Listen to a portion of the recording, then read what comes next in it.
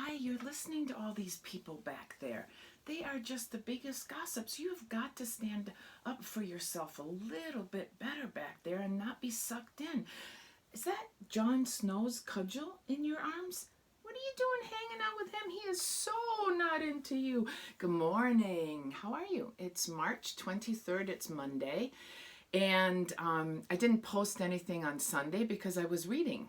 And I've got Jane joining me on the desk this morning because we're going to talk about two books, give you a wee bit of insight into two books that I really enjoyed reading recently. And at their heart, they're about relationships. So I thought that might be a good choice for a Monday. So the first one is In 5 Years, Rebecca Serle. This book really, its premise is quite interesting, and it really did hook me. Her main character, Danny, is one of those people whose lives are just planned out. I'm going to do this, and I'm going to do this, and in 5 years, I'm going to be right here. One night, after a wonderfully romantic evening with her boyfriend, she falls asleep and she wakes up and she realizes that she's 5 years in the future and nothing is how she imagined or planned it. Now, here's what's really cool about this book is that premise then is the sort of the nugget that all the relationships then hang on, because Danny, the main character, wakes up and realizes she's back in her original timeline. But was that a dream?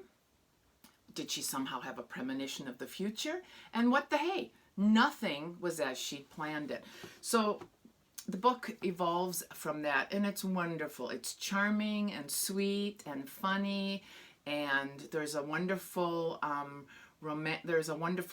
sort of sense of longing for things that you can't have, but do you really want them?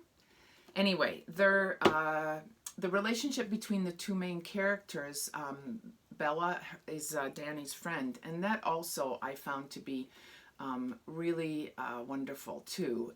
And so I'm highly recommending In 5 Years, because who knows where we're going to be in 5 years given the world. So we all need a little bit of romance. So Jane and I are recommending this. And I read this in one sitting. And if you have no one else at home with you and you're ignoring your husband like I am, this is it's a wonderful read.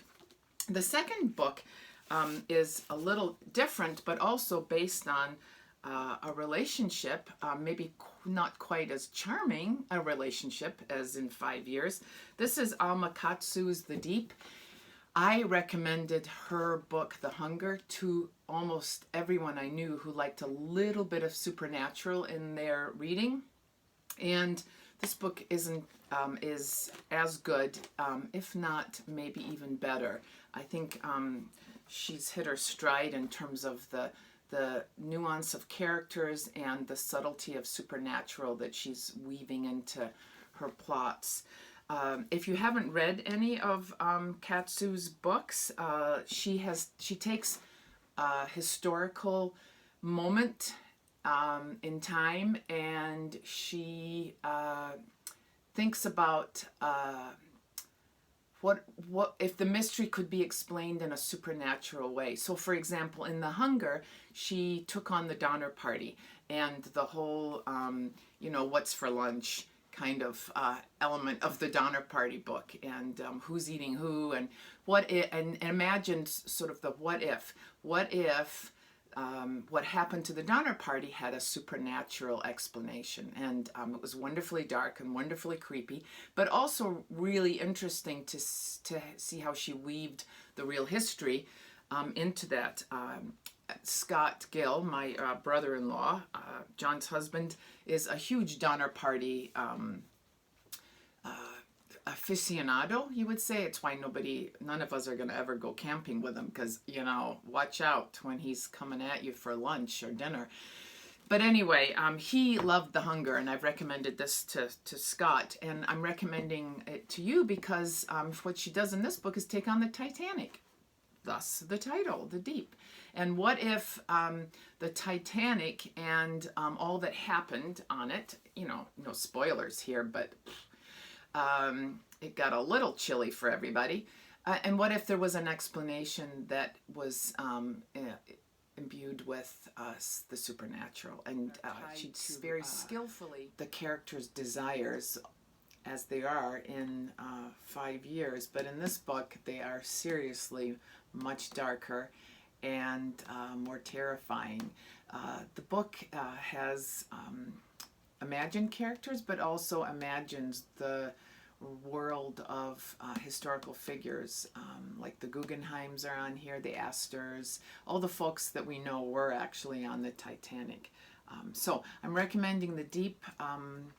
It's obviously darker and creepier, but wonderful, as is in 5 years. So if you're looking for some reads about relationships, those are my 2 picks for the day. Tomorrow I'm actually going to do a little writing session, a little writing blether. So Jane probably won't be joining me tomorrow. Yeah, you can go back and hang out with John. I don't care.